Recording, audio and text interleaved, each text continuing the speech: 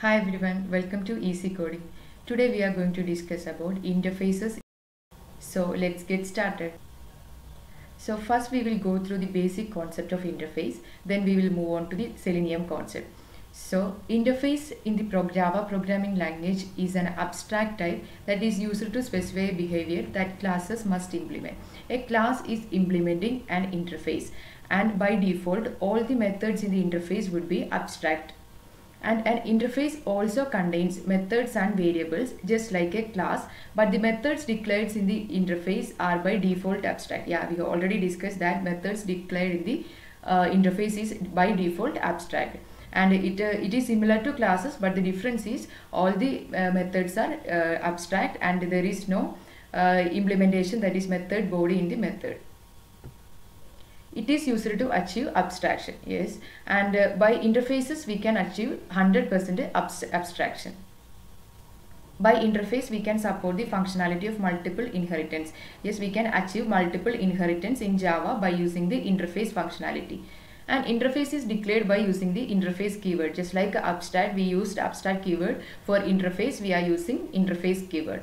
It provides total abstraction. That means, I earlier said, that is 100% abstraction is provided by the interface, because there is only abstract methods are available. And means all the methods in an interface are declared with the empty body. Yeah, that is because it's an abstract method, and all the fields are public, static and final by default. So let's move to the next point, that is a class that implements an interface must implement all the methods declared in the interface. We have seen in the abstract method as well, there would not be any method body for the corresponding methods in the abstract class. So in order to define a method body, we have to implement, if it is present in the interface, we have to implement that interface and we have to give corresponding methods, definition for that corresponding methods. So let's move on to the simple example. So this is an interface called printable, and there is one data member, that is int min of 5, and there is one method void print. Here we can see that the method doesn't contain any body. So that is, this is an abstract method. And here the compiler is showing, but at the time of compilation what happens is the public static final is added along with the data members. That is, in interface all the data members are public static final by default at the compilation, and public abstract is added along with the method as well. And let's move on to the relationship between classes and interfaces. So this is one class and this is one is another class. So a class can extend another class, that is called inheritance. A class can extend another class, and another one is interface and a class. A class can implement an interface, not extend. A class can implement a interface and it can define all the methods which are available. All the methods means all the abstract methods which are available in the interface can be defined in the class. So a class is implementing an interface, and with the two interfaces, a interface can extend another interface. This is the difference, the relationship between classes and interfaces. So let's move on to the one programming example. So this is interface printable, this is void print, there is no method body or definition for the corresponding abstract method. And here is another class A6 that implements the interface printable. So here we can see the class is implementing the interface. The second image, we can, this concept is described here. So A6 implements the printable, and the public void print, we are defining the corresponding method, abstract method which is present in the interface printable. Okay, so here the void print, we are giving the definition system.out.println hello, and public static void main, in the main method we are creating an object of the corresponding class, not the interface. We cannot create an object for the interface, just like the abstract class as well. So we have to implement that interface into some other class, we can use that method. So here A6 is created for the corresponding A6 class, that is object of the corresponding A6 class, and we are calling the object.print for the corresponding method.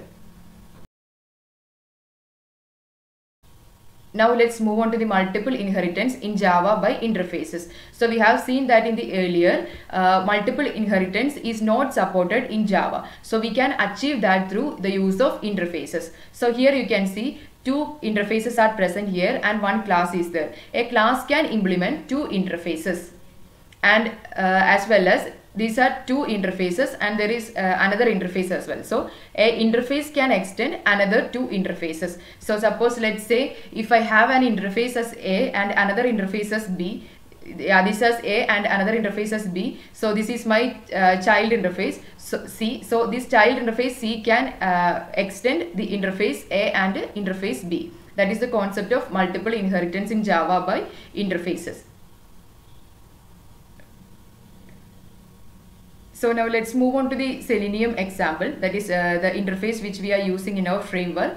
So this is the perfect example of an interface which we are using in the Selenium framework, that is WebDriver. So in this case, WebDriver itself is an interface. So based on the statement, WebDriver driver is equal to new Firefox driver. So we are initializing Firefox browser using Selenium WebDriver. It means we are creating a reference variable, the reference variable which is driver of the interface WebDriver, and creating an object for that. Here WebDriver is an interface and the Firefox driver is a class. So it would be Chrome driver, Safari driver, so it can be any driver as well. Those are the classes and the WebDriver is the example of the interface.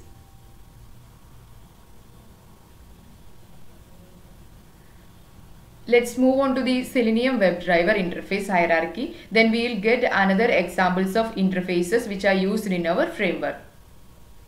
So here you can see one search context. This is interface, and another one is the WebDriver. This is also another interface, and here we can see what is the use of all these. And search context is the most interface. Yeah, you can see search context is the most top of interface, and it contains two methods, find element and find elements. So as we know, interface contains abstract methods. So for the find element and find elements, there would not be any body in the corresponding search context interface. And the next one is WebDriver, that's also interface. Here you can see the WebDriver is extending the corresponding search context interface. This is an example of interface extending an interface. So search context comes from the WebDriver. So here we can see abstract methods, get string, close, quit, get window handle, and some other nested interfaces as well. And the next one is our remote WebDriver. This is a fully implemented class, that is where all the abstract methods of WebDriver and search context interface implemented. All the methods of this search context and WebDriver are implemented in the remote WebDriver class. So this is a fully implemented class.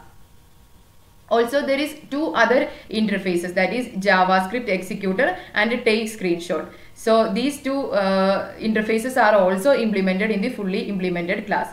And finally we have some drivers as well. So browser specific driver classes are available, that is Firefox driver, Edge driver, Safari driver, etc. Now let's move on to the other example of interfaces. We have plenty of examples from our Selenium framework. So we'll go to the other one, that is WebElement. Here you can see that the two interfaces are extended to another interfaces. We have seen earlier the two interfaces are extending another interface, that is multiple inheritance. That is achieved here. So in WebElement, multiple inheritance, that is search context and take screenshot interfaces are extended to WebElement. So in the WebElement interface, we have many methods which we are using frequently. Click, get text, is selected, is enabled, all are comes under WebElement. This is an interface, though, so there would not be any method body for the click, get text, is selected and is enabled. So in the search context and take screenshot also, that's also interfaces. So there would not be any method body for the corresponding methods, that is find element and find elements, get screenshot as. So we can see the remote WebElement just like the remote WebDriver. So this is fully implemented class which implements all the abstract methods of the WebElement interface. When you are going to search an element in DOM, then you are trying to use find element and find elements. That is based on situation. If it's one element, then we will use find element, or more than one, that is we will use find elements. Then the remote WebDriver element class is top casting to web element interface. That is our corresponding web element interface. And if you perform any operations, that is click, get text, is selected, or is enabled, and then the overridden method of the remote web element class is executed. Then the overridden method of the remote web element class is executed.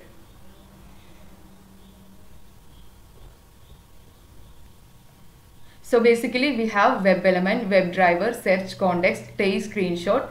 All these are interfaces. We can say that in the interview as well, and we can explain the web element hierarchy as well for the interviews.